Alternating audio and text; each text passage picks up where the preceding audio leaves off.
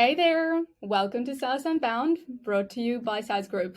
I'm your host, Anna Nadeina, and this is the show where we chat with inspiring founders and experts to get the inside scoop on how they made their business a success. And today, Thibaut couldn't make it last minute, but Tom is here, amazing, the founder of both Taplio and TwitHunter, the tools helping you build a personal brand on both LinkedIn and Twitter, respectively. Both businesses were acquired by lemlist, and it was announced just a couple of weeks ago, so fresh out of the oven. And we're here to talk about everything that happened before the acquisition. Welcome, Tom. Hey, Anna. Thanks for having me. That's amazing. Thank you for making the time. Well, obviously, your success has been stellar and so fast. So can you talk about your background a little bit? Is it your first rodeo? It's definitely neither mine nor my co-founder's first rodeo. So we actually built a first startup about 7 or 8 years ago. Something that we learned a lot, but we did fail. And afterwards, Thibaut, my co-founder, he continued on another project, another startup of his own. And I went back to having a job basically in digital marketing, product roles, that kind of stuff. And what happened was Thibaut called me. I think it was, I don't know, not 2 years ago, like a year and a half ago or so. And he was like, "What are you doing?" And like, "Oh, well, I'm an employee." And like, "Okay, do you want to do something?" And I was like, "Yes, please." And so yeah, it's not our first try. Okay. Why were you craving coming back to the startup world after the failure? To be honest, I'm not sure. I think one is like I'm just attracted to it. You know, like you want to have your own adventure. You want to make your own choices, be owner of your successes and failures. That was key to me. And even as an employee, for me, it was really important to work closely with the CEO or the exec team at least. I could never work in a company where there's like a lot of middle management, etc. This really isn't my type of company. So I think it's about being owner of whatever you do, and being wrong, but by yourself, or at least because you were really wrong, not because someone told you to do something you disagreed with. So yeah, I think it comes from that. There's probably a little bit of ego too, if I'm being honest. Like I think all founders have some kind of ego. They want to be successful. They want to be a bit praised for what they did, and I think that because I failed the first time, I really wanted to try again. And yeah, that's basically it. Right, that makes sense. But you also failed with the same co-founder, so that's also very interesting. How did you guys decided to come together again? We did fail together the first time, but I don't think it was like anyone's personal fault. Like we still did work really well together, and every single time we had a problem that needed solving or a decision that needed to be made, we were always very smart about it. We always listened to each other. It's always been a pleasure to work together. So despite the first failure, which I think was due to many other things than our personalities, I think we do work very well together. So I had zero hesitation when he called me. That's amazing. All right, so let's get to the idea, right? Why did you choose to work with personal brand? Why did you choose to work with Twitter? So we didn't really choose that in a way because our approach was, I think, very different from what most founders do. What we did was we wanted to build a business. And that was about it. That's approximately all we knew about what we wanted to do, is build a business. And so we thought, well, last time we sort of failed because one of the factors was that we were 25-year-olds trying to build a startup, a mobile app for parents and kids. Neither of us had kids. We hadn't been children for quite a while, and so there was no fit. Like kind of a founder market fit in a way. There was zero fit. So we thought, well, we want to build something for people like us. What are the problems that people like us have? And the number one issue is, how do you get clients? You're a small team of one or two people, and you've got zero budget. How do you go and get clients? So what we did is we launched a lot of different products. Over the course of a month, I think we launched like between 5 and 10 products, which can sound a little bit insane, but every time we had an idea, we tried to make it as small as possible, build it in a matter of days, and market it for a few days. It turned out that one of my co-founder, he was playing around with the Twitter API. We were playing around with AI technologies that were emerging at the time. And at some point, we just built that, and we shared it, and it got a lot more traction than anything else we built previously. So we dived into it. And it's kind of only later on that we started to talk about personal branding, growing an audience, etc. This really wasn't the first intention. The first intention was, how do we get founders to get clients for their products, solo founders specifically. Right. It's interesting that you said we marketed it for a few days. I guess every marketer flinched a little bit because few days tell you nothing. Yeah, they tell you nothing, but our focus was speed. And from the get-go, we defined validating an idea with revenue. We didn't want free users. We didn't want feedback. We do want feedback, but the primary metric is, are we making revenue? And so we gave ourselves every time like a few days to push it on Thibaut's Twitter, who had like 3,000 or 4,000 followers, which is not that big, but better than nothing. We launched like stuff on Product Hunt, etc., just to see how our market, solo founders, indie hackers, solopreneurs, call them whatever you want, was going to react to this, because we knew how to reach a few of them. So even in a matter of days, well, it's going to be tough to market it, or we have to do a lot of new things for it to be a success, or it immediately catches on, and okay, let's go, let's focus on this. Right. Did you have some pricing strategy from day one? I wouldn't call it a strategy. $10 a month for whatever reason. I don't know. We just thought, okay, what's like the product at first was kind of just a Google for tweets, in a way. Like a search bar, you search for a keyword and it brought up relevant tweets. So we didn't think that was worth maybe $100 a month. So we just thought, okay, let's try $10, and we got a few people that started paying. All right. I remember I've actually listened to one of your podcasts where you said this could be one thing that I would change. In retrospect, I would change our pricing. Why would you think that?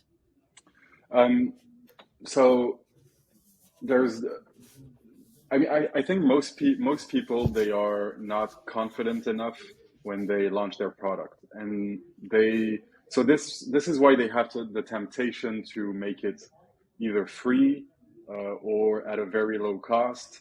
I'm not sure, like maybe I would not change what we did, but what we did, which was great, is we, as soon as we saw that there was traction, we raised the prices to test how far we could go with a limited set of features.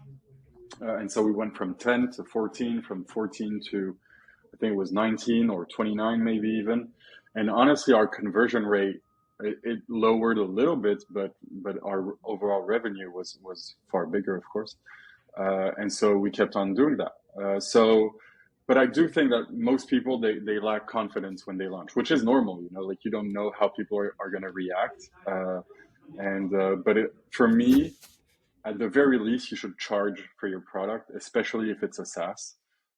Making it free, it doesn't really attract the crowd that you want to attract. Like it's not because you have 1,000 free users that you're actually, then you have product market fit. Right. Did you justify to your users the raise of prices? Oh, so we always grandfathered people in. So if you joined at $9 a month, you would keep that price over time. So that's something I think is fair. Like for me, it's a lot about being like thankful to your early users. Like if they join you when your product is a search bar and they pay for it, you might as well like be nice to them and grandfather them in and make sure that they're not going to get hit by a huge price increase just a couple weeks or a couple months later. So we didn't have to convince anyone of staying on because we would keep the old pricing for these people. That's cool. All right. So let's talk about your marketing strategies because I think that's what everyone wants to know about, right? You went from $0 to what 100,000 dollars per month in a matter of less than 2 years, right? About a year. About a year. Yeah. That's amazing. So maybe even less, like actually. tell us everything. So there's been a few phases in our marketing strategy and tactics. From 0 to 1,000 a month, what we did is a little bit of product hunt, but not with our actual product. We went on product hunt with free resources that we would launch on Product Hunt that would be relevant to our main product. But at the very beginning, we didn't want to go on Product Hunt because people have this vision of Product Hunt that it's a lot for indie hackers, etc. The truth is, a lot of people who succeed in a Product Hunt launch, they do it after months of testing with real users, etc. So I don't think we didn't think it was a great idea to start out, and we thought, well, let's get practice and let's make it relevant to our product. So that's one thing that we did. And a few other things we did, we made a couple semi-viral Reddit posts in subreddits that are relevant to indie hackers, etc., that kind of a community. And we shared a lot on Twitter. So Thibaut, as I said, he had 3, 4, 5,000 followers, and he would grab a sale every now and then. And that the 0 to 1K MRR phase lasted about a month. That's the time it took. We kept doing that for another couple of months, and we reached, I can't remember exactly, but something like 4 or 5K a month. And then we partnered with an influencer who we gave a real true stake in the product. So his name is JK Molina. And so what happened was Thibaut just sent him a DM, but like you would send a DM to any relevant influencer in your industry. And why him? we sent DMs to like tens of people. So he was one of them. And I think 6 hours later, he replied like, okay, this is great. So just for context, we sent something like, hey, here's our product. Tell us what you think. And he tested it out for a couple hours, after which he replied, this is great. I want to be in, I want to be a part of it. And so like Thibaut and I were not prepared for that. But we took a deep look at his content, at his community, and he was really one of the rare people who talked about how to write on Twitter, how to like copywriting on Twitter and growing an audience. And we thought, well, it's like there's no one that's more relevant than him for us at the stage we're at. And so we partnered up. We gave him stake. When I say stake, I mean that the more we would grow, the bigger the share of the product he would own. and he performed a launch towards his audience quite masterfully, I have to say. And we went from 5K to 25K or maybe 20K in a matter of weeks, like a month. That's amazing. So from that point, we were at a stage where we went from we've got a product that's kind of making money, but nothing fancy, to we have a company that has a marketing budget, that has the ability to hire a couple of freelancers to help out with the tech, with the product, etc. So that was like this really changed the mindset we had, because our original goal was to like reach 10K MRR and sell and start again. That was the goal. And now there we were, like 4 months after launch at 25K MRR or something. So that was huge. Right. So yeah, and then the next stage was launching side products. We did a lot of that. And we still do. Very often we wake up in the morning, we have an idea for a free product that's relevant to our business. We build it in a matter of a couple of days to a couple of weeks, and we push it to our communities. We push it to Product Hunt. We push it in terms of content around it, so it ranks in SEO. And that also really helped a lot with the growth. Doing that once or twice doesn't really drive results, but doing that like every couple of weeks for a few months really paid off for us. Okay, so short experiments. Yeah. And feedback. All right. Oh, so many questions. I'll try to keep my next answers a bit shorter so it fits inside the 40 minutes. No, that's okay. But first of all, you said you wanted to grow it to a certain revenue and then sell. So this kind of mindset, did it change anything for you from the start? Like, did you, I don't know, maybe care less, or you started preparing your documents from day one so that, when the right buyer comes, you just hand them the box with all the documents and wave goodbye? So we did not do that. We had not much prepared when we started looking around for a buyer. But we did both go to, like, we both have business school degrees. So for us, it's not something that's very stressful to have to prepare financial documents, etc. It's not something. I think a lot of technical founders, they dismiss that part, but they are kind of wrong to dismiss it because it's not their strong suit. So they should prepare more in advance for that kind of stuff. In our case, Thibaut's he's a tech founder, but he also has a business background. So do I. So it wasn't something that scared us that much to have to prepare those kinds of documents and information, etc. So really, what it did change, however, is how we approached launching a business. So the first business we did, we were more about like raising capital, becoming a startup worth hundreds of millions of dollars, etc. And so your approach to the market is a little bit slower. You are more, you think more about every step, and you try to not make mistakes. In this case, it was about reaching this milestone as quickly as we could and move on to the next thing. And so because of that, we were extremely bold. We didn't think too much, actually. Like we barely had any meetings, or video calls or whatever to prepare for stuff. We were just like, is this a good idea? Sure. Okay, let's do it. And this mindset really changed our approach compared to our previous experiences. Right. And all this time, you guys met how many times? 2, 3? That was all remote, right?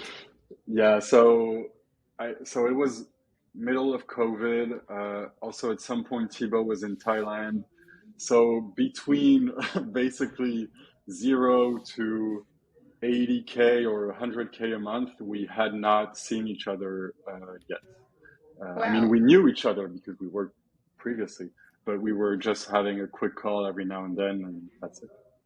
What about the rest of the team? Are they also fully remote, and how big is it? Everyone is fully remote. Right now, we have approximately 8 people who work with us. So half of them, let's say, are in the tech team, and the other half are working either in content marketing or customer support. And how long was it just the two of you? I would say 2 to 3 months. Then our influencer partner came on. And then after 6 months, approximately, we had our first freelancer hire in the tech team. Okay, that's very interesting. All right, so how you said you used your previous experience when you were kind of looking for investors and to become the unicorn and stuff, but in this case, you were bolder, you were faster, but then you reached the revenue and a big one very fast. So why not at this point go to VC or maybe do equity crowdfunding if you want to become a bit more independent? Well, I think we really wanted to remain owners of our decisions. And if we were to let go of some or all of our equity, we would want to do it with the right people. And I think we found the right people in lemlist because they have a similar approach, which is bootstrap startup, no exterior funding, etc. Not that it's a bad thing to raise funds. I don't think it's a bad thing, but there are businesses that require raising money, and there are businesses that do not. And in our case, we are targeting. We've been targeting up until now almost exclusively solopreneurs, content creators, influencers, independent consultants, etc. So people, essentially, and not businesses. We don't need to hire a 20-person sales team to scale our business, and there's really no good reason to raise money to go faster on anything. We are making the appropriate amount of revenue to scale our team, and I don't think we need to go extremely fast on a new customer demographic. So whereas if you're launching a very enterprise B2B SaaS, you may need a sales team. If you're launching, I don't know, a restaurant, you're going to need a loan from the bank or something. In our case, it's a SaaS. The costs are not extremely high to build one, and we don't need the sales team to go with it. So there was no real need for it. Okay, so just a couple more questions before we move into the whole acquisition deal. What do you think is the most important metric for a SaaS business? MRR. No, I really think so. It depends because there's two types of businesses. As I said, there's bootstrapped and VC funded. I would say for bootstrapped, it's definitely MRR. For VC funded, you could have a debate about churn and retention being just as important as the revenue. It's a bit different, I think, between bootstrap and VC funded because VCs are absolutely obsessed with churn and retention, whereas bootstrap companies are obsessed about their revenue, which are linked, but are also not 100% correlated. And so as a bootstrap business, I would say for sure revenue. Okay. And one more. What's your biggest win and the biggest failure up until acquisition as a founder or as a business? Moment it's a good reflection.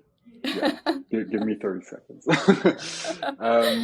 No, I think that the biggest win was to see almost 90% of our bold risks pay off. So there's not one specific risk that I would mention, but like, for example, partnering up with an influencer and giving him stake in the product is a pretty major risk. You let go of control about how you communicate about your business, and you give a stake to someone that was previously yours. So that was a big risk. We've taken risks in terms of products too that paid off. So adding AI, adding scheduling, because at the beginning you can even schedule a tweet with our product. So those were risks that made our product become something more than it was and penetrate new markets. And it's always a bit stressful when you make those kinds of changes to your product. So the major win, it's the risks we took. They were really positive for us overall. The biggest failure, it's not me being pretentious, but there hasn't been that many. I think one of the things we did, which maybe we should not have, is actively try to find a business that would acquire us. We started looking for an acquirer in January or February, maybe more, of 2022, and it did take our eye off the product, off our users, off our growth for quite a few weeks. As you said, at that point you have to make the documents, your P&L, etc. Right. You have to have Zoom calls with a bunch of potential acquirers, etc. And if I had to do it again, I would probably not actively look for a buyer and wait for that buyer to come around, or look into my personal network for relationships that could bring me to finding a buyer more easily. But yeah, that's one of the things where I think we wasted a bit of time. The more you focus on growth, the more you do grow, and the more valuated your business becomes. So whenever you're just thinking about funding or exiting, etc., it's like you take your eye off the ball, and your business is worth less than it could. Right. But the question here then is, why exit at all? I mean, you're not looking for investment, right? You don't need to grow very rapidly. But everything's great. Why exit? Everything is great. That you're right about that. Then again, it's also interesting as founders to take some risk off the table. It's also a personal situation. You want to be comfortable in your life as a successful founder, and when you are owning 100% of the equity, and things are doing really well, that at some point, whether it's in the next 5, 10, or 20 years or 6 months, because people like Elon Musk buy Twitter, you do want to mitigate some of that risk. So that's one thing. And the other thing is, we thought that the future for our products would be more interesting if we joined another company, because the next step in our business, I think, is being integrated into a more global suite of products. And this is why we started reaching out to acquirers too. We saw that there was huge potential in what we did, but that potential could be 10x if we joined the right company. Okay. So yeah, let's get to the acquisition. So how did you start looking for an acquirer, and where did you find one? So we started as many unconnected founders with limited network in the finance industry. We contracted a broker. He was a very good broker. He got us meetings with a bunch of pretty big companies, the big names in our industry, and some of the big names in the CRM marketing industry. And every single time the meeting went well, but also we didn't necessarily share a common vision with the people in the meeting. I'll just take an example, not naming any specific companies, but one of the big players in social media scheduling The talks went a little further, and they were more about making a tweet hunter and a Taplio, but for Instagram and for TikTok, and that's not really what we had in mind. So that's one thing, and the other thing, and on every single deal where we either got close to it or not even, the prerequisite was you have to stay on for a couple of years afterwards, after the sale, which is logical. But however, you need to share a common vision when you do that. Like you can't be in disagreement with where you want to go. So this lasted for a few weeks, a few months. And after a while, I know Thibaut, my co-founder, had a lunch with Guillaume from Lemlist. And because they knew each other from middle school, they were in the same class when they were like 12. And so they just had lunch because Thibaut saw that his middle school buddy had become a successful startup founder. And so he just wanted to have lunch and catch up and maybe get some advice. And they actually joked around, he talked about us wanting maybe to sell, etc. And they really they joked around about Lempire, Lemlist, buying us. And nothing happened for, I don't know, a few days or a few weeks. And we thought, well, it's actually it's not that funny. It could actually be a good idea, So we sent him a message, and yeah, talks started. The entire thing, the entire financial deal, I would say, coming to an agreement, happened over a period of, I think, maybe 2 or 3 weeks, and it was just us three talking on WhatsApp, basically. No emails, no lawyers, no CTOs taking a look under the hood, etc. At first, it was just the three of us talking, and overall, the deal took maybe 3 months to really close and get a signature, because you still have to do that lawyer, accounting, financial, and technical due diligence, basically. But things went really smoothly with Lemlist. Okay, that's amazing. So what do you call it? Your dream acquisition? Yeah, for sure. No, but Yeah. honestly, both financially, it's very good for us, obviously. We are still very incentivized to keep the growth going through our earnout structure, which is also something that we really like. We want to be driven by that. It wouldn't be fun to go to work every day if you didn't have a big goal in mind.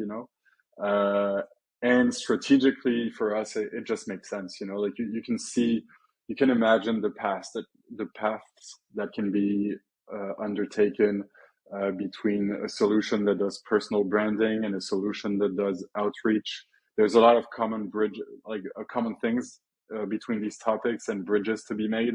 So yeah, I really think it's a great acquire.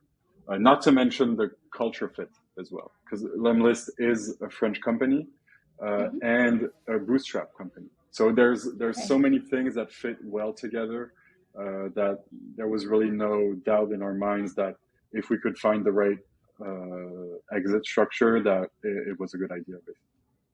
So what, I guess everyone's interested in specific terms, obviously, and the exit structure. If you could elaborate a little. Sure. So Taplio and Tweet Hunter got sold for not approximately, exactly $2 million upfront. And then there is an earnout structure which could make the deal be worth above 8 figures, basically.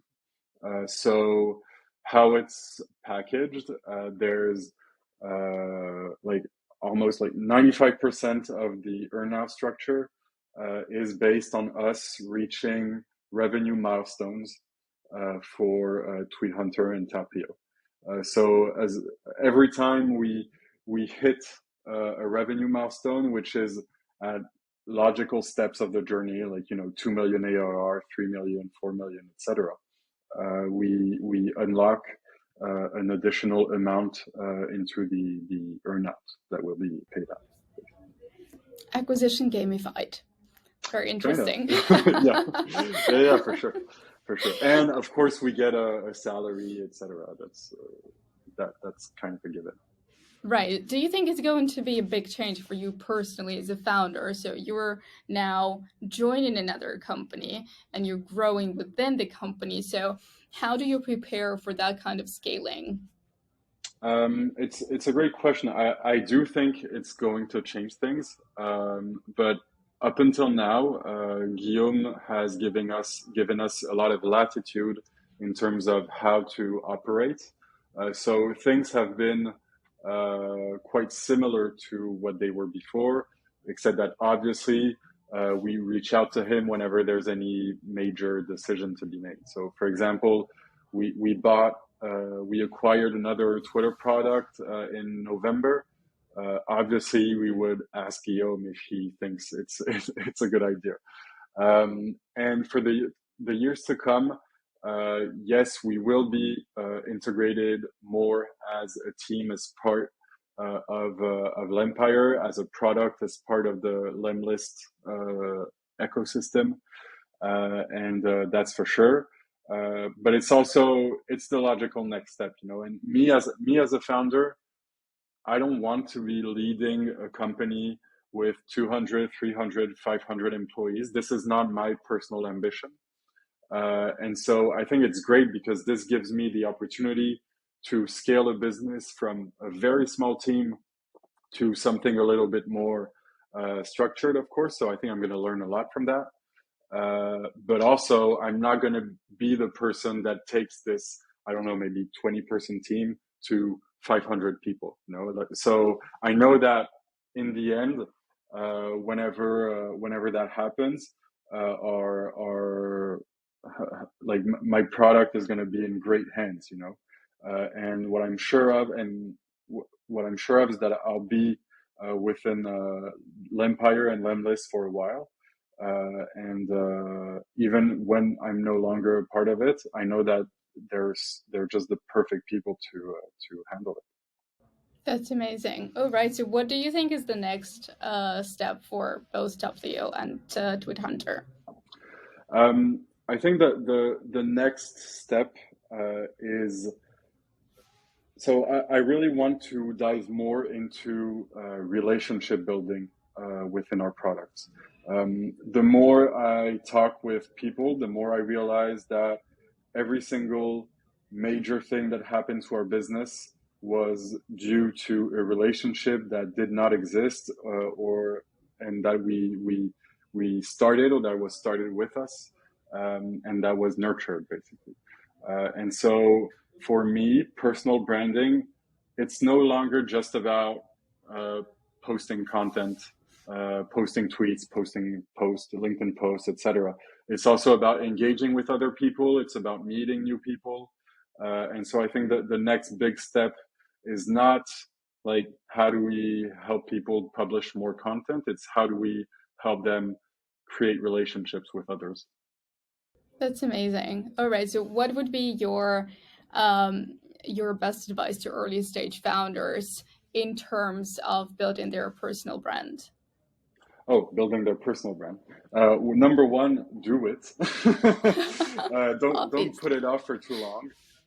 I think it's very similar to it's kind of a early stage founder syndrome, that you do not want to ship your product before it's perfect and before it's ready. You know, most people don't. They don't feel confident enough. They are embarrassed by what they built before they even showed it to anyone. And I think the same it goes with personal branding. Basically, the first tweet that I sent out, it was super cringe. The first LinkedIn post that I sent out, of course it was cringe. Like, it's the first time I'm doing it. But the only way to start feeling confident enough and to start improving is to actually go for it and don't stop. You know, so that's one thing. And it's basically, it's just ship it. well, that applies to product, but it also applies to marketing, your personal brand, and whatever you do in your business. So that's my main advice. And my second advice is it's not just about you. So if you, I don't know, if you tweet every day for 90 days, it's likely that nothing is going to happen. It's not how it works. How it works is by engaging with other people, getting yourself noticed by others, and building relationships, basically. And it's the only way to go. LinkedIn is a little bit different in that area because you often have some sort of a personal network that's already on LinkedIn who can support you. But for Twitter, that's definitely the key. Like you need to engage with other people. That's amazing. I think that's a great advice. Not a lot of people understand that it's not just what you write, but it's also how you communicate with the others. So just one more question. What is the SaaS-related headline that you'd love to see in 2023? The SaaS-related headline that I want to Yeah. see in 2023. Taplio is a unicorn? I don't think it's for 2023. Maybe 2024. Okay. You are shipping fast, so. Yeah, we are, but everything in due time. It's funny. I never think about the SaaS industry as a whole, but maybe something like Stripe fees are lowered by 50%. That's a good one. That's a pain point. I can feel that. No, of course, yeah, it's a real thing, like, and especially like so many SaaS rely on exterior tech. So the lower the cost of entry, the better for sure. That's amazing. Okay, sure. Well, thank you so much, Tom. I mean, it's been great. I enjoyed our conversation immensely. I think lots of great insights for everybody listening. So thank you for coming. Thank you, Anna, for having me. All right, and I hope we can do it again sometime. Thanks. Of course. Take care, and good luck with Taplio and Take care. Bye.